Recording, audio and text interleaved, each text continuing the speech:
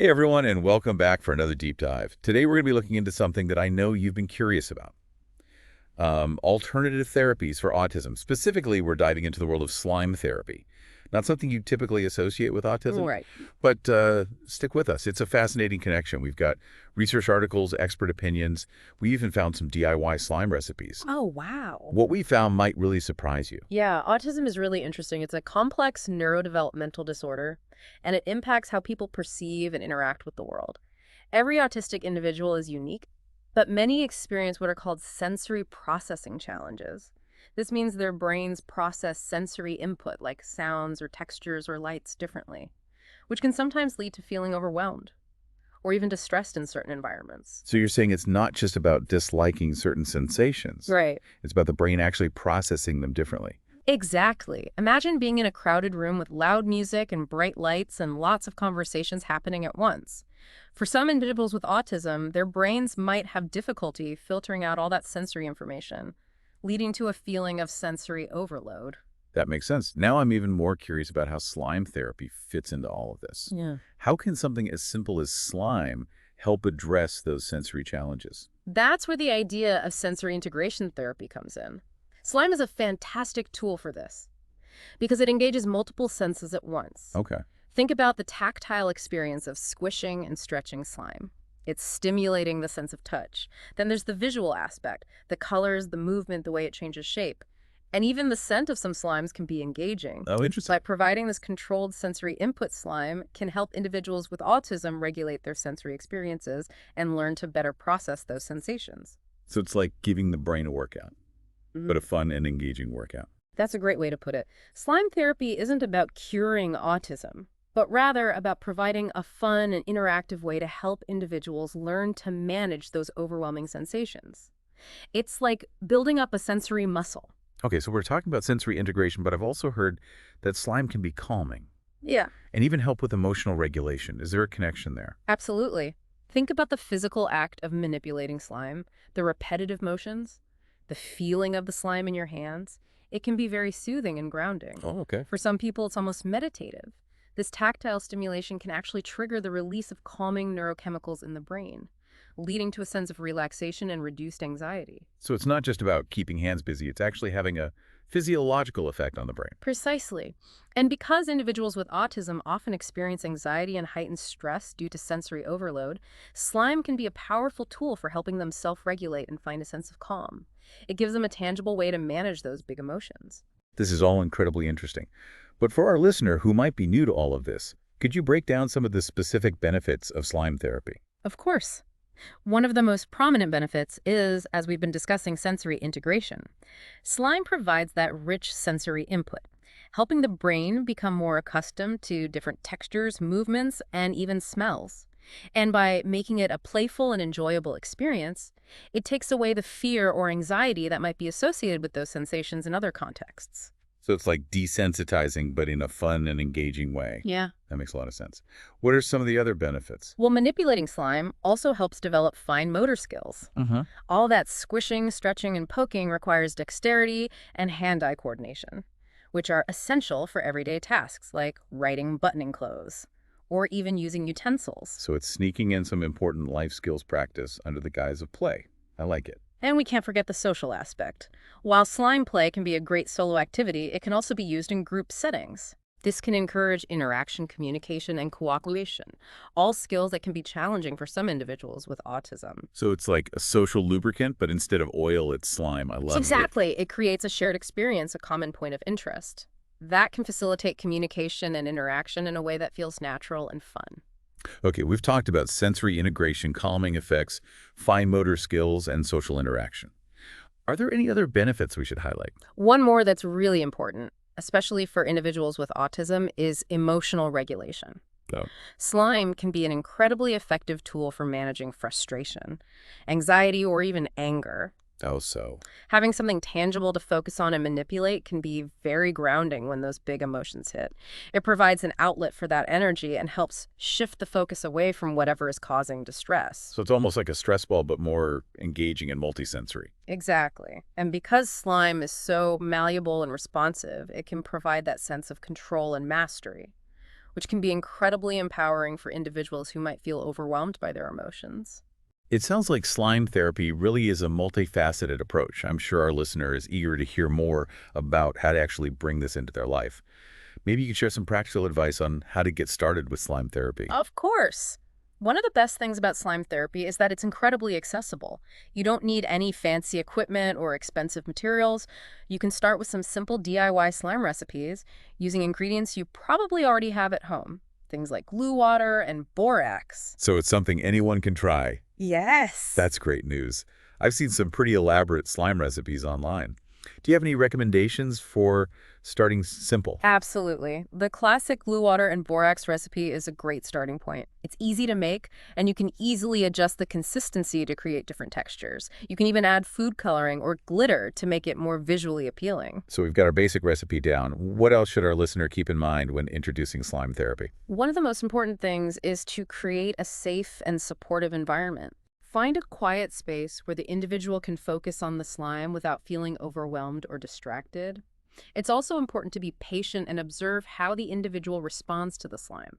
Some people might love it right away, while others might need time to adjust to the textures and sensations. So it's all about respecting individual preferences Yeah, and creating a comfortable space for exploration. exactly. It's not about forcing anything. It's about creating a positive and enjoyable experience. You want the individual to associate slime with positive feelings and a sense of calm, not anxiety or pressure. That makes perfect sense. Now, I know you mentioned that there are tons of slime recipes out there. Is there anything specific our listeners should look for when searching for recipes tailored to individuals with autism? Great question. While most slime recipes can be adapted, there are some key things to keep in mind. Okay. First, consider the individual's sensory preferences. Some might prefer smooth, silky slimes, while others might enjoy chunky or crunchy textures. You can find recipes specifically designed for different sensory preferences. So it's all about finding the right slime personality match. Exactly. And don't be afraid to experiment with different ingredients and textures. You might be surprised at what the individual finds most soothing and engaging. You can also find recipes that incorporate calming scents, like lavender or chamomile, which can enhance the relaxation benefits. That's a great tip. Are there any ingredients our listeners should avoid when making slime for someone with autism? That's an important consideration. While most slime ingredients are safe, it's always a good idea to check for potential allergies or sensitivities. Some individuals might be sensitive to certain scents or ingredients like borax. You can find borax-free slime recipes online if that's a concern. It's always better to err on the side of caution and choose ingredients that you know are safe and well tolerated. That's really helpful advice. Now, I'm sure our listener is curious to hear more about where they can find reliable information and resources about autism and slime therapy. Where would you recommend they start their search? There are some fantastic organizations doing incredible work in this field. Autism Speaks, for instance, is a great resource for information about autism in general, including sensory processing challenges. They have a wealth of information available on their website. And they also have local chapters that offer support and resources. So a great starting point for understanding the basics of autism and finding additional support. Absolutely. And if you're specifically interested in sensory integration therapy, the Sensory Processing Foundation is an excellent resource. They offer therapy services and have a ton of information on their website about different sensory approaches, including slime therapy. Those sound like great resources for professional guidance and support. What about for those who want to dive into the DIY slime world? Where can they find reliable recipes and tips? The internet is a goldmine for slime recipes. You can find countless variations tailored for individuals with autism, using different ingredients, textures, and even colors. Wow. Websites like Pinterest and YouTube are great places to start. You can also find dedicated blogs and websites that focus specifically on sensory activities and slime recipes for individuals with autism. So there's a whole world of slime out there just waiting to be explored. This has been so insightful. I think what's really striking me is the simplicity and accessibility of slime therapy. Yeah. It's something anyone can try at home with minimal cost and effort. Exactly, and that's the beauty of it. It's a fun, engaging, and affordable way to address some of the challenges faced by individuals with autism. And as we've discussed, the potential benefits are vast, from sensory integration and emotional regulation to fine motor skill development and social interaction. Like slime is a little sensory superhero. Yeah. I love that analogy. This deep dive has definitely given me a whole new perspective on the power of play and sensory experiences. But before we wrap up this part of our deep dive, I want to touch on one more important point. Of course. What's on your mind? Well, we've talked a lot about the potential benefits of slime therapy, but I think it's important to remember that autism is a spectrum, and what works for one person might not work for another. How can our listener ensure they're approaching slime therapy in a way that respects individual needs and preferences? That's a crucial point. It's essential to approach slime therapy with an understanding that there's no one-size-fits-all approach. What one person finds calming and enjoyable, another might find overwhelming or even aversive. The key is to observe, communicate, and adapt. Can you elaborate on that? What does that look like in practice? Absolutely. Start by paying close attention to the individual's responses to the slime. Okay. What do they seem to enjoy? What textures or scents do they gravitate towards? Are there any signs of discomfort or distress? So it's about being a sensory detective, looking for those subtle cues. Exactly. And it's equally important to communicate with the individual if possible. Ask them about their experience. What do they like or dislike about the slime? Are there any adjustments you can make to make it more enjoyable? It's all about creating a collaborative and respectful approach. That makes perfect sense. It's not about imposing our own ideas of what should be soothing or fun. It's about listening to the individual's needs and preferences and tailoring the experience accordingly. Precisely. And remember, the goal is to create a positive and enjoyable experience. If the individual is showing signs of distress or aversion to the slime, don't force it. There are plenty of other sensory activities and tools you can explore. That's a great reminder. We'll definitely delve into some of those other options in the next part of our deep dive. But for now, I think we've covered a lot of ground. We've explored the potential benefits of slime therapy, discussed practical tips for getting started, and highlighted the importance of individualization and communication. It's been a great discussion so far. I'm looking forward to diving even deeper in the next part of our exploration. Me too. We'll be back soon to explore some additional resources, delve into the science behind sensory processing, and answer some more of your questions. But for now, we'll leave you with a thought-provoking question to ponder. We've been talking about how slime can help with sensory processing and emotional regulation, but what about the science behind it all? Can you shed some light on how tactile stimulation actually impacts the brain, especially for individuals with autism? That's a great question, and it takes us into the fascinating world of the nervous system. You see, our sense of touch is more than just feeling textures. It involves a complex network of receptors in our skin that send signals to the brain. Okay. These signals tell us about pressure, temperature, pain, and even movement. So when we play with slime, all those squishes and stretches are sending messages to the brain. Exactly, and for individuals with autism, these tactile signals can be especially important. Research suggests that some autistic individuals might have differences in their sensory processing pathways, which can contribute to those sensory sensitivities and overload we talked about earlier. So slime therapy is almost like retraining the brain to better process those tactile signals. You could think of it that way. By providing controlled and enjoyable tactile stimulation, slime can help the brain learn to better filter and interpret those sensations. And over time, this can lead to reduced sensitivity and improved sensory regulation. That's fascinating. It's amazing how something as simple as slime can have such a profound impact on the brain. Now, before we move on to other aspects of slime therapy, I wanted to touch on something you mentioned earlier, the vestibular system. What is that exactly, and how does it relate to sensory processing? The vestibular system, our internal GPS. It's a sensory system located in the inner ear that's responsible for our sense of balance and spatial orientation. Okay. It tells us where our body is in space, whether we're moving or still, and how our head is positioned. So it's like our internal gyroscope keeping us upright and balanced. Exactly, and you might be surprised to learn that the vestibular system also plays a role in sensory processing and regulation. Oh, interesting. For some individuals with autism, difficulties with vestibular processing can contribute to sensory sensitivities, clumsiness, or even anxiety in certain situations like swinging or going down a slide. That's interesting. I never would have connected the inner ear with sensory processing challenges. So how does slime therapy factor into all of this? While slime itself doesn't directly stimulate the vestibular system, the act of playing with slime can often involve movement and changes in body position that engage this system. I see. Think about kneading slime, lifting it up high, or even spinning it around. All these actions provide input to the vestibular system, helping it become more regulated. So it's like incorporating mini vestibular workouts into slime play. That's a great way to think about it. And by combining tactile and vestibular input, slime therapy can create a more holistic approach to sensory integration.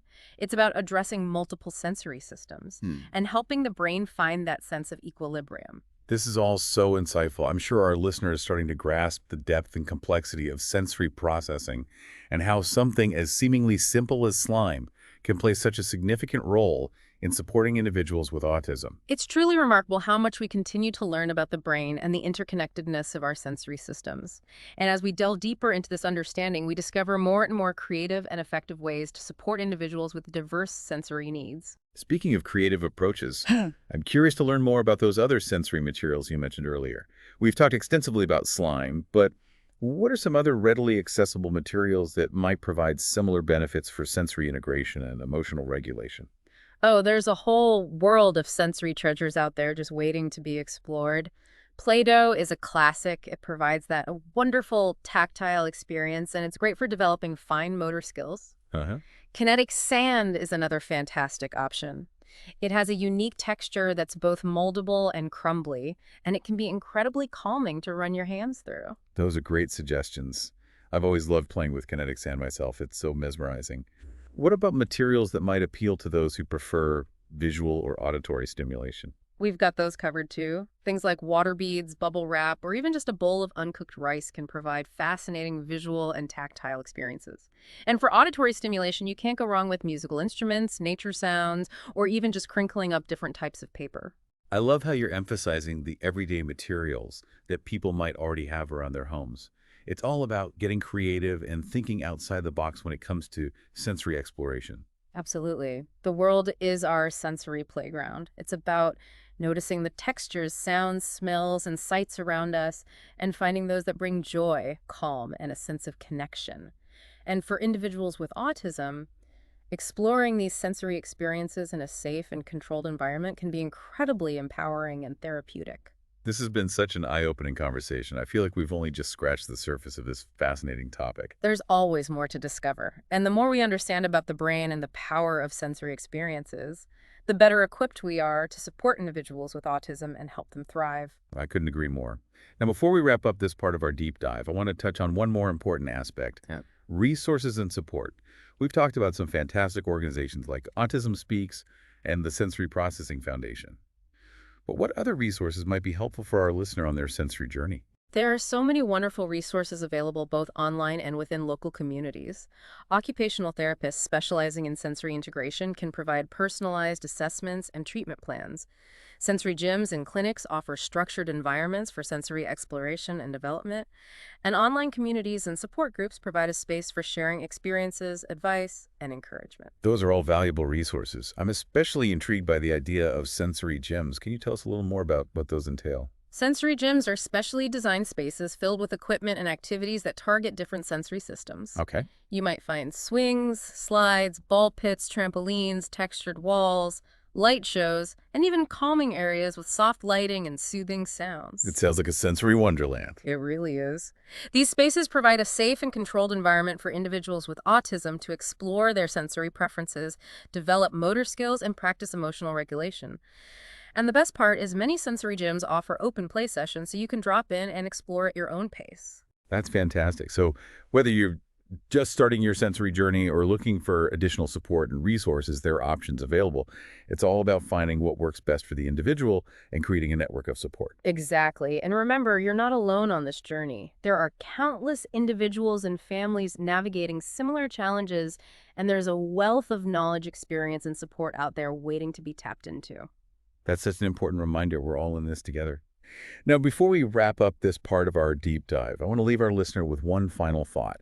We've covered so much ground in this deep dive, from the basics of slime therapy to the science behind sensory processing and even exploring alternative sensory materials. But I kind of want to circle back to our initial focus, autism itself. We've touched on sensory processing challenges, but autism is so much more than that. You're absolutely right. Autism is a complex and multifaceted neurodevelopmental disorder, and it affects individuals in a wide variety of ways.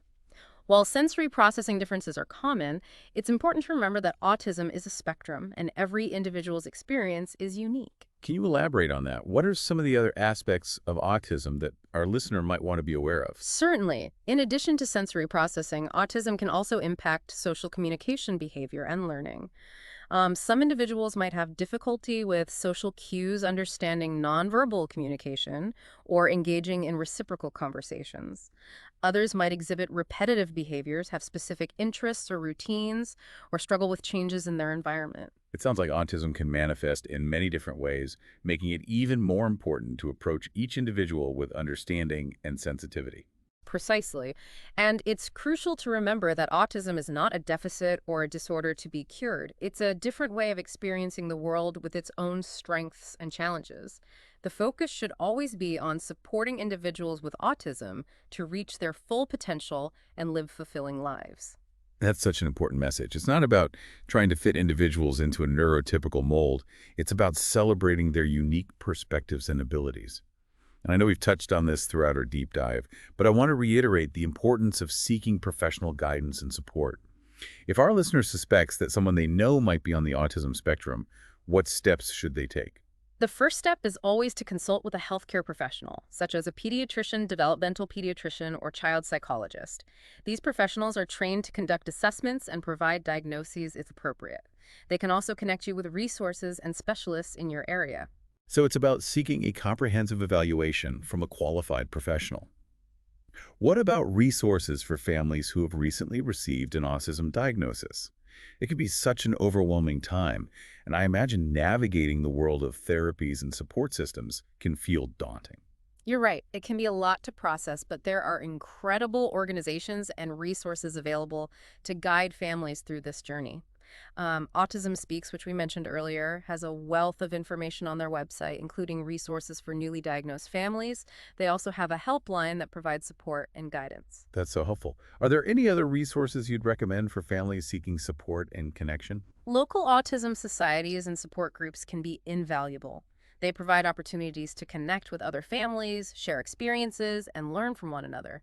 Online forums and social media groups can also provide a sense of community and support. It sounds like building a strong support network is essential. Knowing you're not alone on this journey can make all the difference. Absolutely. And remember, it's okay to ask for help. Reach out to family, friends, and professionals. There's strength in seeking support and surrounding yourself with people who understand and care. That's a powerful message to end on. We've covered so much in this deep dive into autism and slime therapy. We've explored the potential benefits of slime for sensory integration, emotional regulation, and even fine motor skill development. We've delved into the science behind sensory processing, highlighting the importance of the tactile and vestibular systems, and we've emphasized the importance of individualization, communication, and seeking professional guidance and support. It's been a pleasure sharing this journey with you and our listener. I hope this deep dive has provided valuable insights and sparked a sense of curiosity and understanding about the fascinating world of autism and the power of sensory experiences. Me too. And remember, this is just the beginning of your exploration. There's a wealth of information and resources available to support you on your journey. Keep asking questions, keep learning, and keep advocating for the needs of individuals with autism. And who knows, maybe you'll even discover a new love for slime along the way. That's a great point. Slime therapy can be fun and engaging for everyone, not just individuals with autism. It's a wonderful way to explore your senses, de-stress, and unleash your creativity. So embrace the slime. Embrace the sensory journey, and most importantly, embrace the unique beauty of neurodiversity. Beautifully said. Thanks for joining us on this deep dive. Until next time, keep those minds curious and keep exploring the world around you with open hearts and open minds.